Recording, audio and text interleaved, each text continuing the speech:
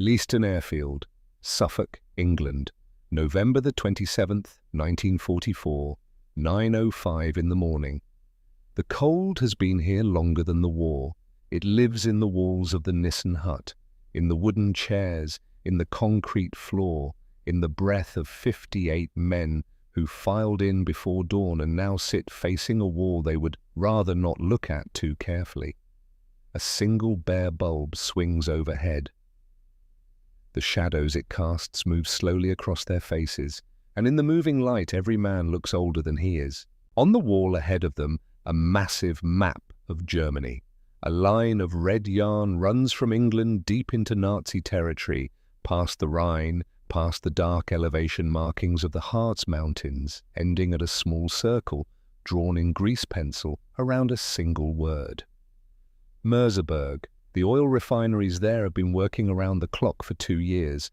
They pump aviation fuel and synthetic petroleum into a war machine that should by any rational calculation have run dry by now and somehow has not. Destroying them is not a tactical objective. It is an attempt to reach into the chest of something that refuses to die and pull out whatever is keeping it alive. Every man in this room understands what that circle on the map means. The Germans understand it too, which is why whatever is waiting above Merseburg today will not be small or poorly motivated. Most of the 58 men are looking at the map the way men look at bad weather. Aware of it, calculating their relationship to it, resigned to what the day will bring. One man is not looking at the map at all. Captain Elliot Wyndham sits in the last row, second chair from the right, and reads a technical manual open across his knees, the pages marked in 3 colors of pencil. He is 21 years old, though the stillness he carries belongs to someone older. The kind of stillness that comes not from peace, but from the habit of sustained concentration. Wire-rimmed glasses sit precisely on his nose. His face is lean and angular, the kind of face that belongs behind a desk in a university library, bent over equations, not inside the cockpit of a P-51 Mustang 40 miles above Germany.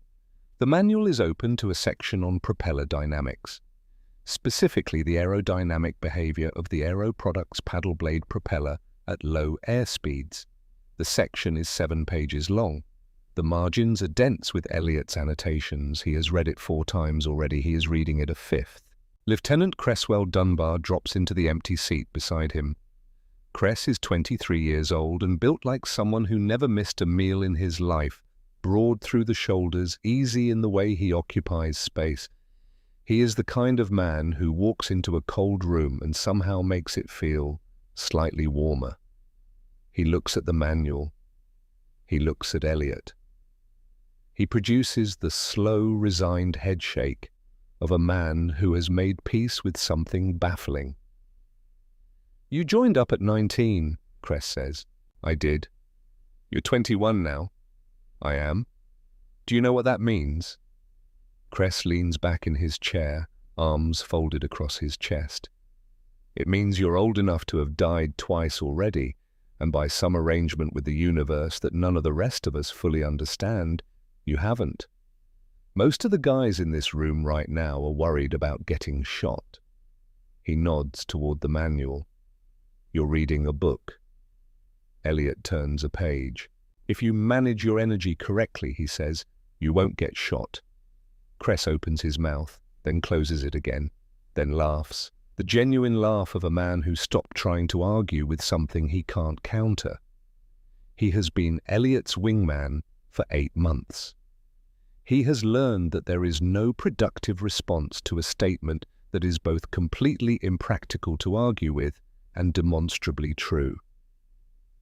The intelligence officer steps to the front of the room, and the conversations die.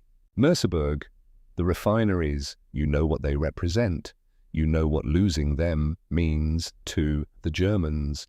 Expect significant resistance over the Harz Mountains. JG-300 has been operating in strength. FW-190 Sturmbock variants, armored, specifically designed for bomber interception. Their objective is not to engage fighters. Their objective is the B-17S, Do not let them reach the B-17.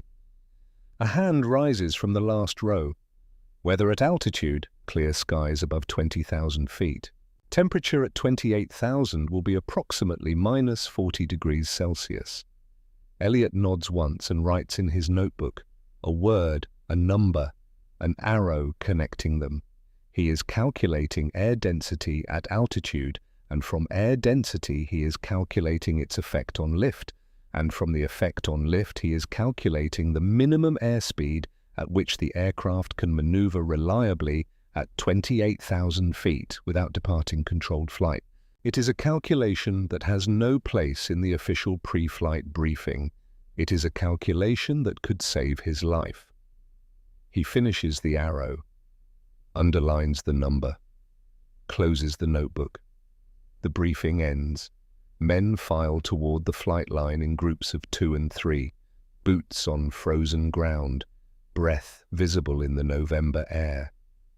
The smell of aviation fuel is everywhere, sharp and cold, the permanent weather of this place. Sergeant Aldous Briggs is at the hard stand when Elliot arrives.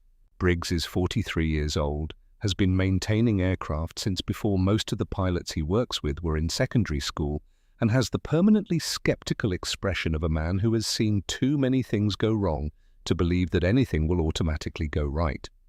He has been Elliot's crew chief for 11 months. In that time, he has developed 2 firmly held opinions about this particular pilot.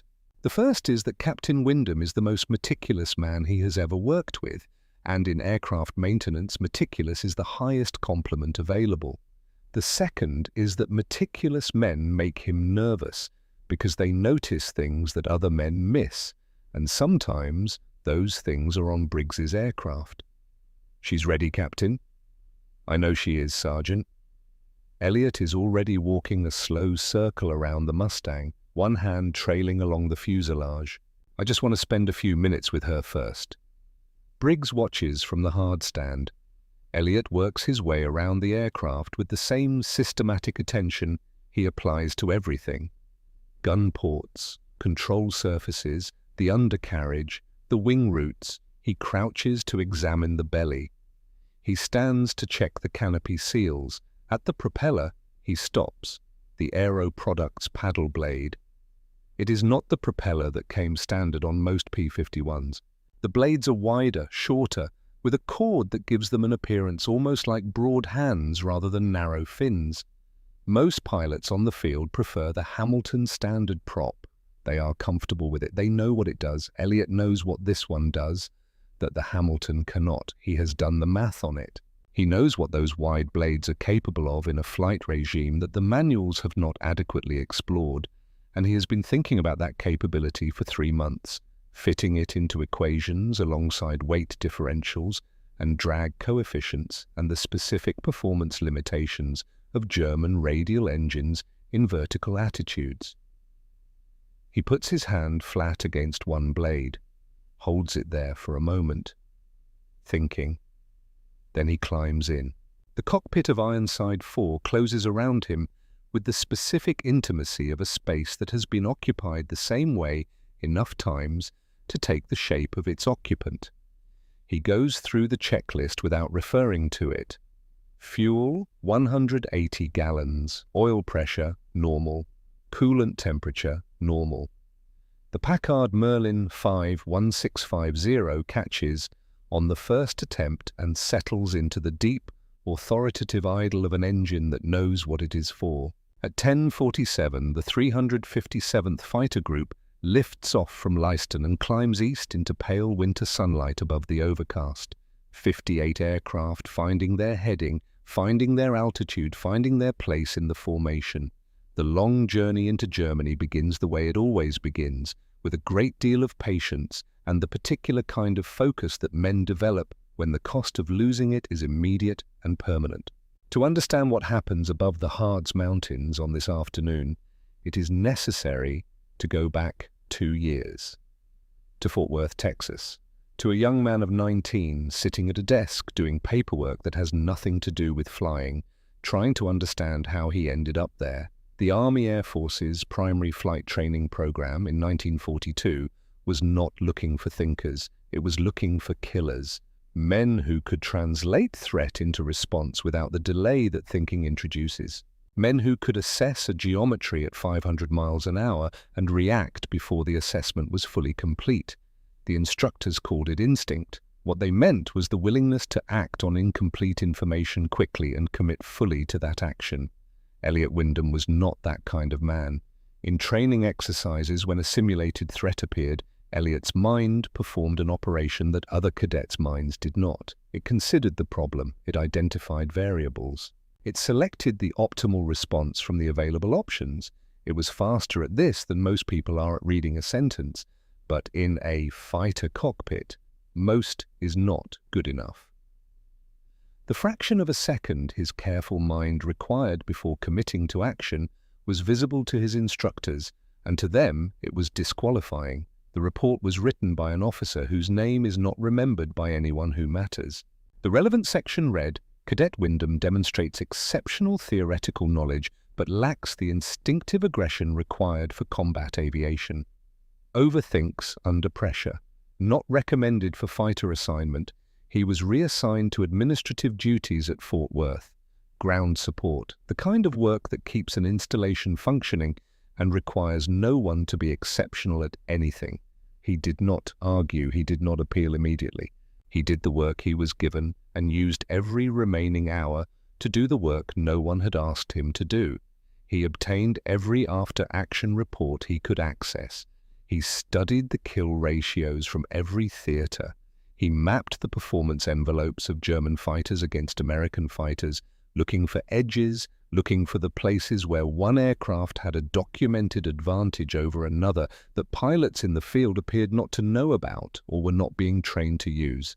He filled 3 notebooks, then he wrote a formal analysis, 27 pages, diagrams, performance graphs, mathematical derivations in an appendix, a specific and detailed examination of flight regimes in which the P-51 held theoretical advantages over the FW-190 that current American doctrine was not exploiting. He filed an appeal alongside it. The appeal was denied. The analysis sat in a folder on his desk. It sat there for 6 weeks. What happened next was not fate or recognition or the system functioning as intended. It was a lieutenant colonel named Hargrove passing through Fort Worth on an inspection tour, picking up the wrong folder from a desk in a hallway outside a room he was waiting to enter, reading the first page while he waited, then the second, then sitting down on a bench in the hallway and reading all 27 pages before anyone came to tell him the meeting could begin. He found Elliot the following morning. He asked one question before anything else. "Did anyone assign this to you?" "No, sir." "Anyone know you were writing it?" "No, sir." Hargrove looked at him for a moment. He was a man who had been evaluating other men for 20 years, and he had learned that the most important thing in a fighter pilot was not aggression or reflex, or the willingness to act on incomplete information. Those qualities were common. What was rare was the willingness to be right when everyone else was wrong, and to have the work to prove it. "Bravery can be shot down," Hargrove said. "Understanding cannot." 3 weeks later, Elliot Wyndham was back in flight training with a different set of instructions attached to his file. His instructors were not to evaluate reaction time, they were to evaluate accuracy. They were to note whether he was ever wrong. In 46 training exercises, he was never wrong. 13-22 hours, 28,000 feet above the Harz Mountains. The bomber stream stretches for miles in both directions, a river of aluminum and contrails and the labor of 10,000 men. Dozens of B-17 flying fortresses holding their formation with the stubborn discipline of aircraft that were designed to absorb punishment and continue. Below them, above them, on all sides, the fighters of the escort weave their slow, watchful patterns. Elliot checks his instruments with the regularity of a man reading a clock. Fuel, 180 gallons, oil pressure, 81, airspeed, 280, altitude, 28,300 feet, Temperature outside the aircraft, -40 degrees Celsius. Each number is a piece of a system. The system is either in balance or it is not. Right now it is. The radio breaks open. Bandits, 12 o'clock low. Multiple contacts. He looks down through the bubble canopy. Below the bomber formation, climbing hard through scattered cloud, a mass of German fighters. 30 aircraft, perhaps 40. FW190A8. Sturmbock variants, heavy and armored, white spirals painted on the nose cowlings. They rise toward the bombers with the purposeful aggression of aircraft that know exactly what they are going to do. All flights engage. Do not let them reach the bombers. Elliot pushes the stick forward. The altimeter unwinds. 28,000, 25,000, 20,000. The airspeed climbs past 400 miles per hour and the Merlin is fully alive, the whole airframe taut with velocity and intent. He selects his target. A FW190 with a checkered tail, its attention entirely on a B-17 already trailing a thin thread of smoke from its number 3 engine. The German pilot is committed to the bomber. He does not know that Ironside 4 exists. Elliot settles the K-14 computing gun sight. The gyroscopic reticle dances, calculating lead and deflection.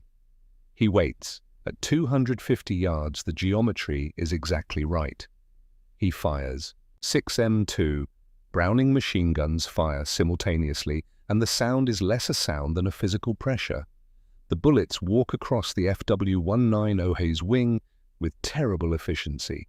Metal peels away in long sections, the wing root fails, the German fighter rolls hard to the right, trailing fire, and begins the long fall toward the German countryside, 12,000 feet below. First kill. And here is where it happens, the moment that changes everything. Elliot watches the FW190 fall, not for long, not with any intention, but the way his mind is built, it needs to see the conclusion of an experiment. It needs the data point confirmed. He watches the burning aircraft come apart as it descends, and for 4.3 seconds, he is not watching his own altimeter. When he pulls out, the instrument reads 8,000 feet. He should be at 25,000 feet. His airspeed, 220 miles per hour. The sky around him has the wrong kind of emptiness. No friendly aircraft, no formation above. Just cold German sky in every direction and the fading sound of engines that are not his. He sees them before he finishes processing what he is looking at. 3 FW19s, 8 o'clock high, already in the dive.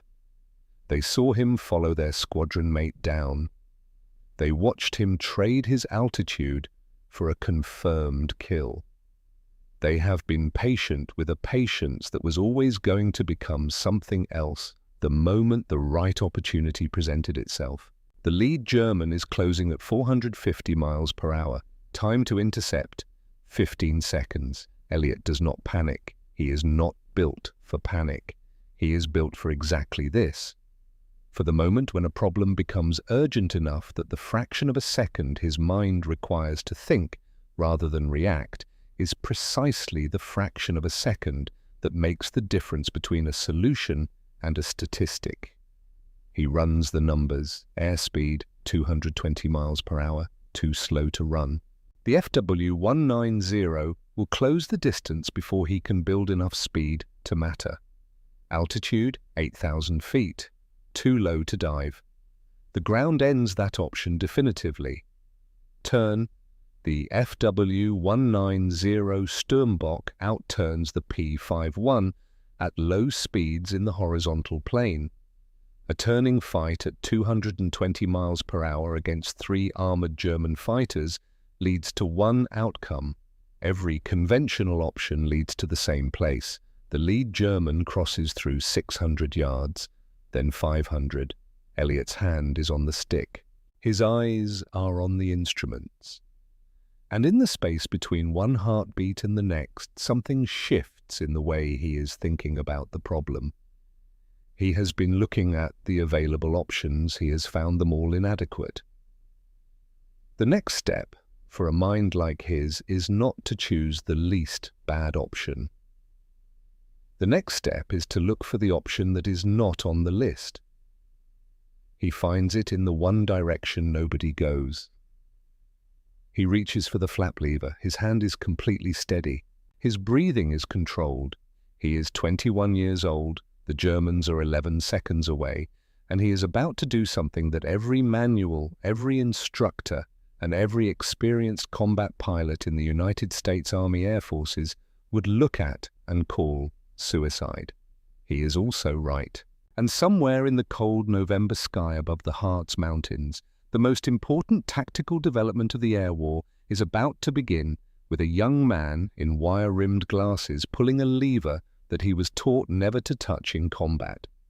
20 degrees of combat flaps. The manuals say never. Every instructor who ever stood at a chalkboard in front of young men learning to fly says never. The reasoning is simple and the reasoning is sound. Flaps create drag. Drag kills speed. In a fighter, speed is the difference between alive and not. Elliot Wyndham knows this rule. He knows it better than most because he did not learn it by instinct. He learned it by reading the mathematical proof of why it is true. He understands the underlying physics with a precision that the men who wrote the rule did not have when they wrote it. Which means he also understands the exceptions. The flaps come down. His left hand drives the throttle forward to the firewall. The Packard Merlin, Harper 1650, climbs past normal operating range into the red.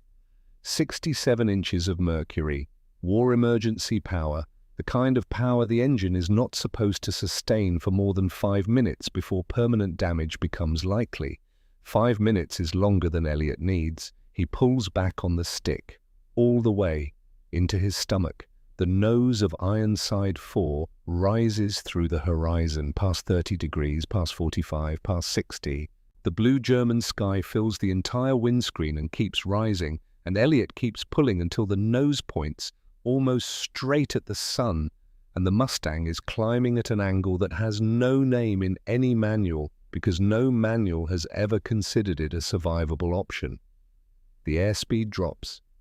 280. 250, 200. The lead German pilot sees this, and for one fraction of a second, his hands go still on his own controls, because what he is watching makes no sense. A slow American fighter, already at the edge of its performance envelope, has pointed its nose at the sky. There is only one thing that happens to an aircraft that does this. It stalls, the nose drops, the plane spins, the pilot dies. He pulls back on his own stick to follow. His two wingmen do the same. They are confident. WWII OES have BMW 800 one radial engines producing nearly 2,000 horsepower. They climb well. They are heavy, armored. They have followed many aircraft into vertical climbs and watched those aircraft die at the top. They begin to climb. And the Mustang does not stall. The airspeed continues to drop. 180, 150, 130, but the paddle blade Aero Products propeller on Ironside 4 is doing something that a standard propeller cannot do at these speeds. Its wide blades are cutting air at an angle that generates thrust, the way a helicopter rotor generates thrust. The propeller is dragging the airframe upward by brute mechanical efficiency at speeds where other propellers have already quit. The airspeed reads 100 miles per hour, then 90. Behind Elliot, the three FW-190s begin to feel something their pilots have not felt in many months of combat. Uncertainty. The radial engine of the FW-190, which is its great strength in level flight, is now its enemy. In a vertical climb, that fat engine cowling sits directly in the airflow over the tail surfaces. The turbulence it creates reduces elevator and rudder authority. The heavier airframe demands more lift than the wing can sustain at 90 miles per hour in a vertical attitude. The lead German pilot feels his controls going soft. He applies more rudder pressure. It helps, but not enough. Ironside 4 reaches the apex of its climb, airspeed 88 miles per hour. The Mustang hangs on its propeller, pointing straight at the sun, every variable in the flight equation balanced on the narrowest possible edge. The lead FW190 shudders. The pilot feels the left wing begin to drop. He kicks right rudder hard, fighting to keep the nose up, fighting to keep the plane from rolling into a spin. For 1.3 seconds, he is completely occupied with keeping his aircraft from killing him.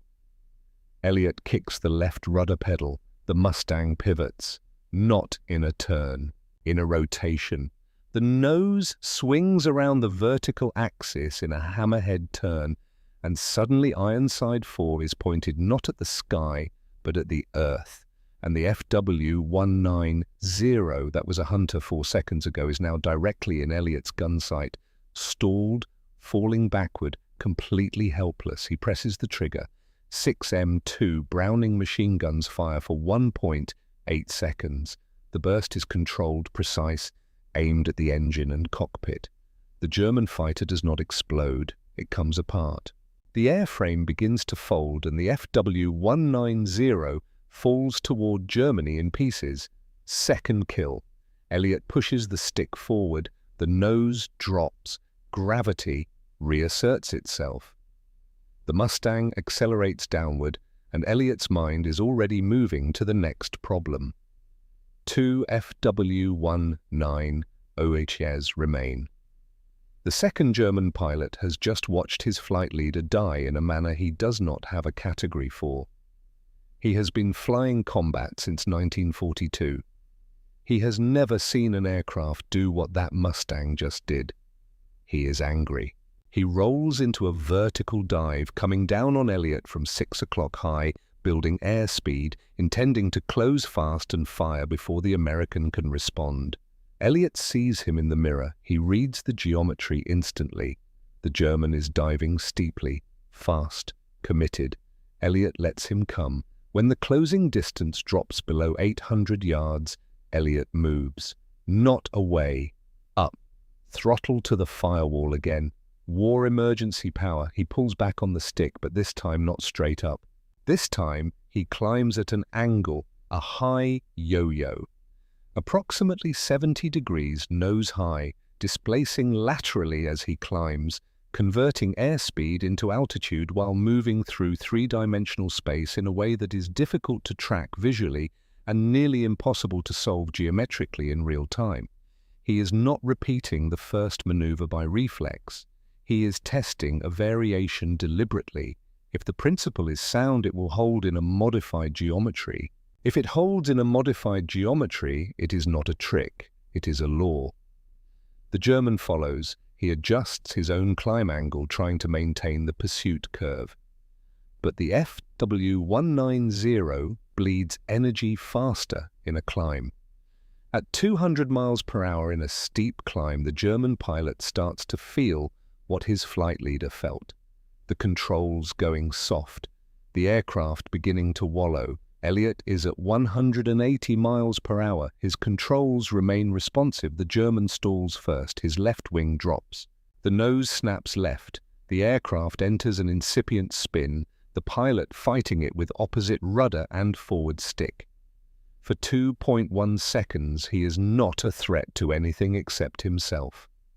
Elliot rolls inverted at the apex of his climb. He is upside down above the German countryside, and the geometry is perfect. He rolls upright, drops the nose, and dives.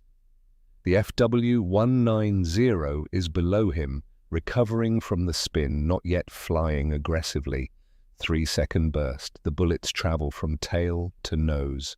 The cockpit canopy shatters. The pilot exits the aircraft in the next 3 seconds.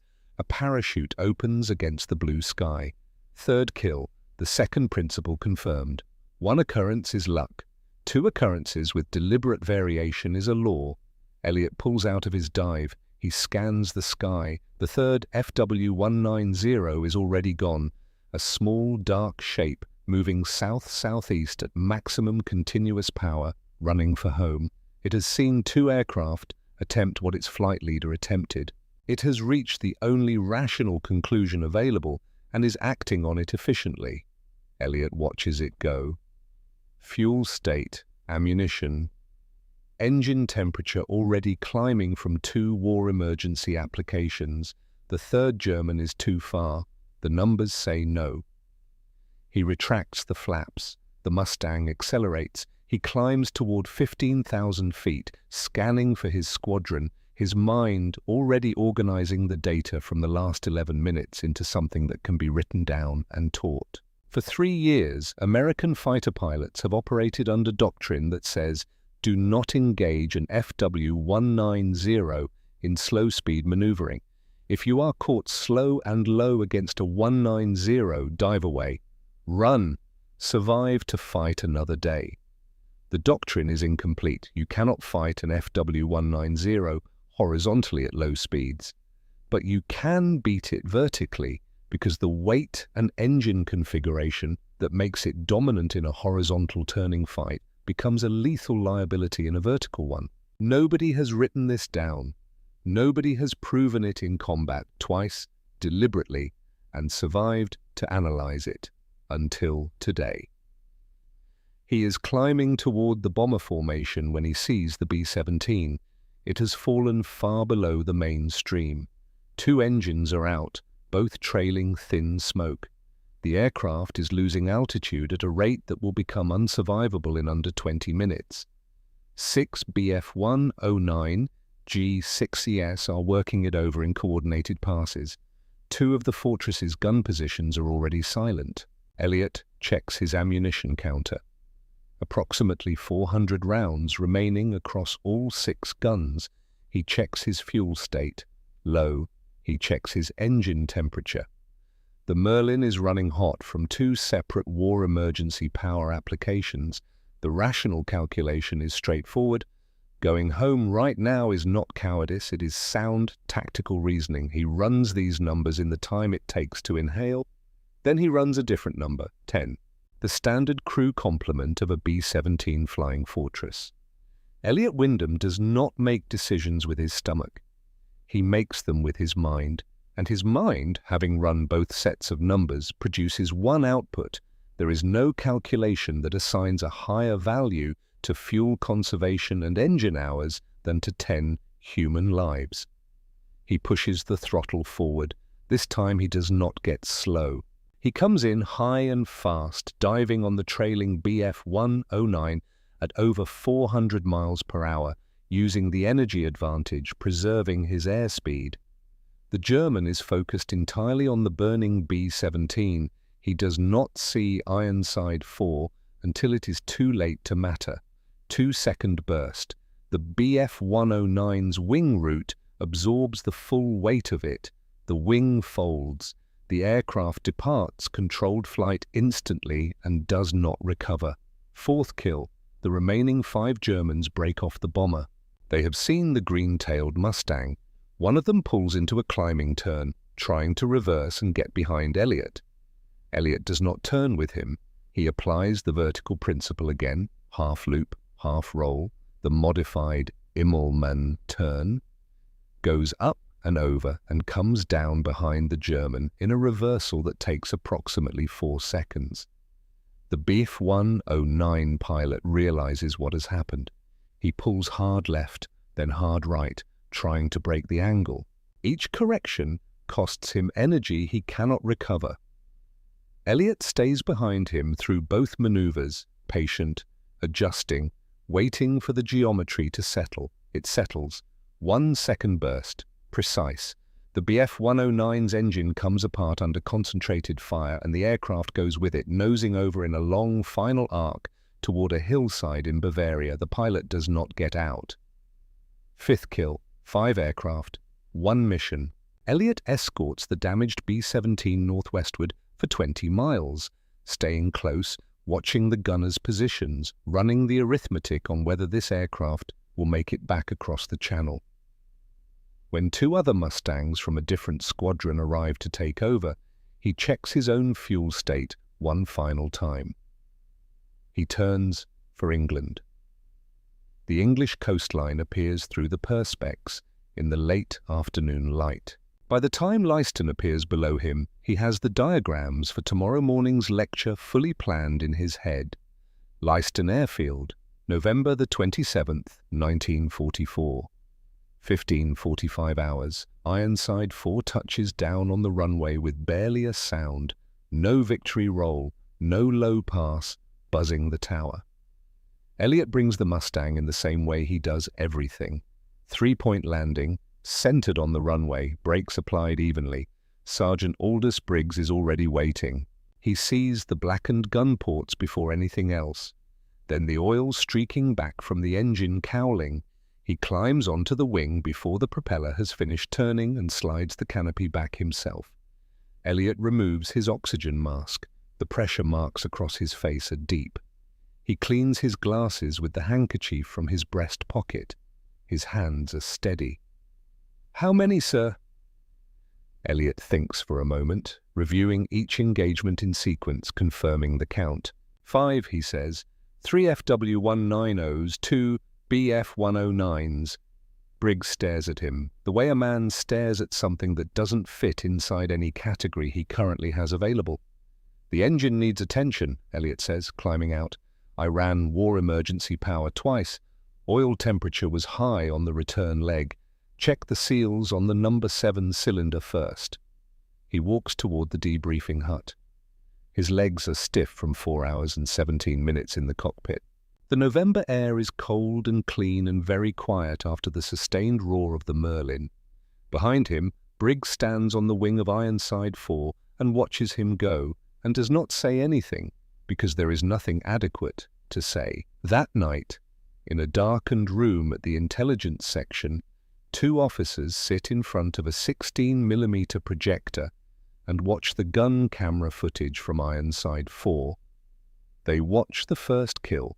Clean, professional, nothing unusual. Then the vertical engagements begin.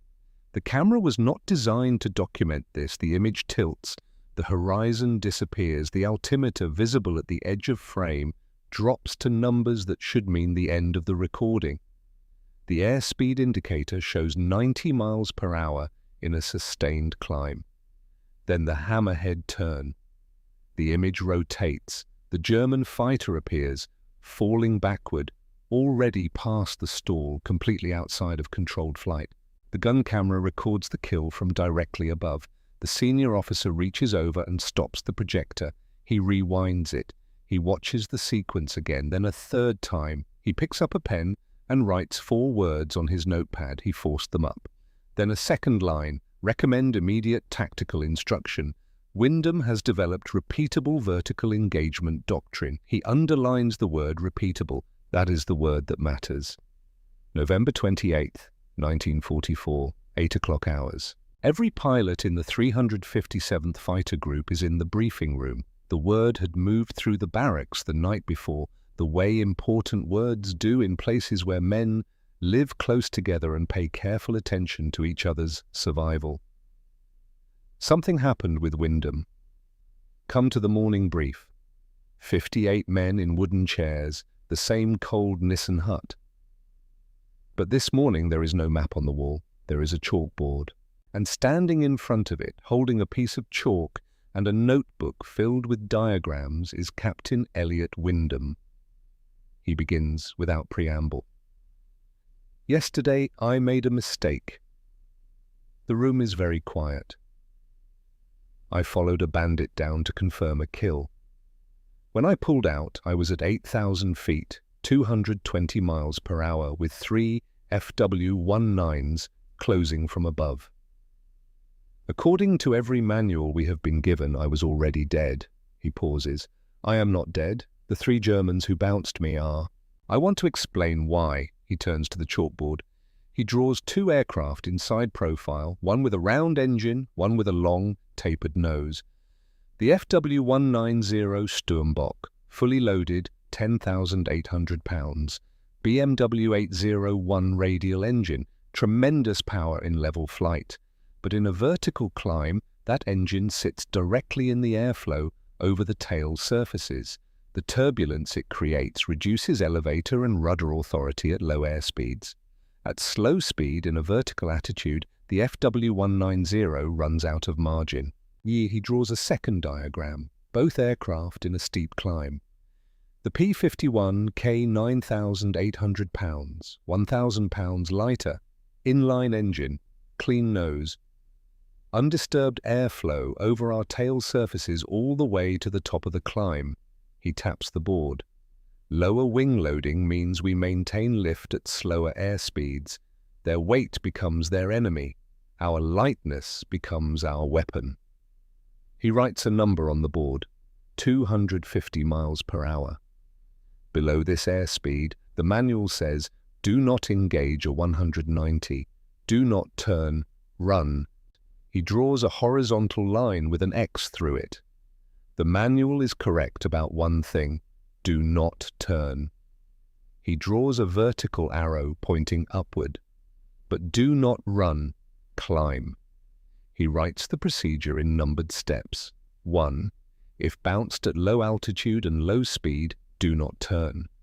2. Deploy 20 degrees of combat flaps to increase lift coefficient. 3. Apply war emergency power. 4. Pull into a climb of 60 to 80 degrees nose high. 5. The enemy will follow because a slow aircraft climbing looks like a stall waiting to happen. They want that kill. 6. His weight and engine configuration will cause him to stall before you do. 7. Hammerhead turn. 8. You are now above him. He is falling. 9. Kill. A hand goes up from the second row. Lieutenant Cress Dunbar. What if he doesn't follow you up? Then you have separated from him. You are climbing. He is level or diving. You have altitude. He has lost the angle. Elliot looks around the room. Either way, you win. Another pilot raises his hand. You said you did it twice. I did, with a variation on the second engagement. The geometry was different. The principle held both times. That is how you know it is a principle and not an accident. The room erupts in questions. Elliot answers each one the same way, with the mathematics, with the physics, not with stories of how it felt. With the underlying principles that make it true, regardless of who the pilot is or what the weather is, or what the emotional state of anyone involved happens to be. Because Elliot Wyndham understands something that most people who achieve great things do not fully articulate. A lesson that cannot be reproduced is not a lesson. It is an anecdote. For it to matter beyond one man on one day, it has to be transferable, it has to be teachable, it has to be a principle, not a performance. By the time the briefing ends, 43 pilots have filled the backs of their notebooks with diagrams. The weeks that follow are methodical. Elliot flies mission after mission through the winter of 1944 and into the spring of 1945. Each mission is documented in his personal logs with precision that no regulation requires. Airspeeds, altitudes, engagement geometries, engine performance data, fuel consumption at various power settings against various distances. By February of 1945, his confirmed aerial victories stand at 14. By April, 18.5, he becomes the leading ace of the 357th Fighter Group. He does not achieve this through aggression or natural talent. He achieves it the same way he has always done everything, by understanding the system better than anyone else in it. He never takes a scratch on Ironside 4, not one. April 25th, 1945, his last combat mission. The sky over Bavaria is empty. What remains of the Luftwaffe is hidden in barns and forest clearings, waiting for a war that is already over in everything but official paperwork. Elliot flies the mission. He escorts the bombers. No resistance. He crosses back over the English Channel in the late afternoon light and lands at Leiston for the last time. He climbs out of Ironside 4 and stands on the wing for a moment. His hand rests on the fuselage beside the cockpit. The paddle blade propeller ticks slowly as it cools in the April air. Sergeant Briggs stands below him on the hard stand, looking up. Neither of them says anything for a long time. "Good airplane," Elliot says finally. "Yes, sir," Briggs says. Elliot climbs down. He walks away. It is May 8th, 1945, 12 days later, when the war in Europe ends. Elliot Wyndham comes home to Ohio. He does not speak at parades. He is 22 years old, and he has 18 and a half confirmed aerial victories and 6 notebooks filled with data and a mind that has not stopped working on the problem since November 27th, 1944. There is something he worked out during the war with a slide rule and the fuel consumption logs from his own missions, a specific airspeed. The precise velocity at which a P-51 Mustang achieves the greatest possible distance per gallon of fuel consumed, not the fastest speed, not the most fuel-efficient speed in isolation, the exact balance point where the product of velocity and efficiency is maximized. He calculated it originally as a tactical tool. A pilot who could stay over a target longer or pursue an enemy further had a measurable advantage over one who could not. The principle turned out to be universal. Modern aeronautical engineers, working decades later with computers and wind tunnels and instrumentation that did not exist in 1944, derived the same formula from first principles and confirmed it mathematically. They named it after the man who found it first, with a slide rule between combat missions over Germany. Wyndham's speed. Every pilot who has earned a certificate since 1970 in any country with a functioning civil aviation program has learned it. The student flying a Cessna 172 over Kansas calculates it before a cross-country flight. The airline captain at the controls of a Boeing 747 over the North Atlantic uses a version of it refined for turbine engines, but derived from the same underlying principle. They learn the name. Most do not learn the story behind it. In 1950, Elliot publishes a book. The title is Pursue and Destroy, a technical analysis of P-51 Mustang tactics, 1943 to 1945. It is 340 pages long. It contains 47 diagrams, 23 performance graphs, and 8 pages of mathematical derivations in an appendix that most readers skip. It does not appear on any bestseller list. It does not receive a review in any major newspaper. The Air Forces, transitioning rapidly to jet aircraft, receives a copy and files it. But the pilots find it. F-86 Sabre pilots heading to Korea in 1950 carry it in their flight bags, the binding already cracking from repeated reading. They are flying against MiG-15s, swept-wing jets with performance envelopes nobody has fully mapped yet. The vertical engagement principles from Chapter 11 of Pursue and Destroy prove applicable to jet combat in ways that even Elliot had not specifically predicted, because the underlying physics does not change when the engine type changes. The book moves through generations of aviators the way useful truth moves, without announcement, without ceremony, simply because it worked. Then comes September 1989. At an air show in Paris, a Soviet test pilot named Viktor Pugachev pulls his Su-27 into a maneuver that stops every conversation on the flight line. The aircraft pitches its nose past vertical, past 90 degrees, hangs there at nearly zero airspeed, the fuselage pointing at the sky, while the plane continues moving forward and downward, then recovers cleanly. The crowd is silent for 1 full second before the reaction begins. Journalists call it revolutionary. Aerospace engineers call it a breakthrough in post-stall maneuvering. Military analysts call it a demonstration of what fly-by-wire computer systems and thrust vectoring have made possible in the modern era. In a small office at a university in Ohio, a 66-year-old man watches the footage on a television set and sits very still for a long time. The aircraft is different. The engine is different. The computers are different. The flight control systems are different. The principle is identical. The nose above vertical, the controlled near stall, the reversal, the same geometry Elliot Wyndham executed with bare hands and a propeller-driven fighter over the Harz Mountains in November 1944, 45 years before the cameras at Paris captured it and called it new. He watches the footage twice, then he turns the television off and goes back to grading papers. Nobody called Ohio. Elliot taught aerodynamics at the university for 31 years. Every year he gave one class that was not in the official course catalogue.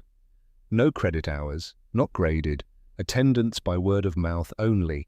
He gave it in the evening in a regular classroom with a chalkboard and no projector. He called it simply the November Lecture. He did not tell war stories.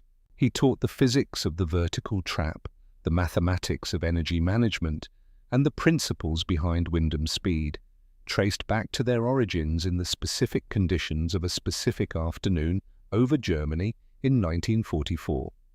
He answered every question with the same patience he had shown in the briefing room at Leiston 40 years before. In the final year he gave the lecture, a student in the third row raised his hand near the end. "Were you ever afraid?" the student asked. Elliot stopped. He looked at the chalkboard for a long moment. Then he looked at the student. "Every day," he said. "That is why I studied harder than anyone else. Fear without understanding is just suffering. Fear with understanding is a tool." He paused.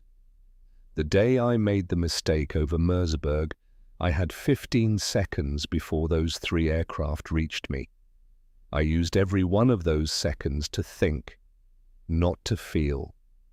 To think." He took off his glasses and cleaned them with the handkerchief from his breast pocket. The same gesture he had made in the cockpit of Ironside 4 on the morning of November 27th, 1944, before climbing in for the last ordinary mission of his life. Most people pray for a miracle when they run out of options. I had a different habit. I looked for the variable I hadn't considered yet. There is always one. He put his glasses back on. There was one that day, too. He retired from teaching the following spring. Elliot Wyndham died in Ohio in 1994. He was 71 years old. His wife of 46 years was beside him. There was no military funeral, no flag-draped ceremony at a national cemetery. The men who had flown beside him at Leiston were mostly gone by then, and the ones who remained were old enough that one more death felt like weather. Expected, unwelcome, endured. There was no obituary in any aviation journal, no memorial flight over Ohio, no moment of recognition from the institutions whose pilots had spent 5 decades using what he had figured out with a slide rule in a cold Nissan hut between combat missions over Germany. He had never needed any of that. He had needed the world to fly better, and it did. Somewhere over the North Atlantic on the day he died, a 747 captain on the return leg to Chicago made a small adjustment to his throttle settings, found the number and held it.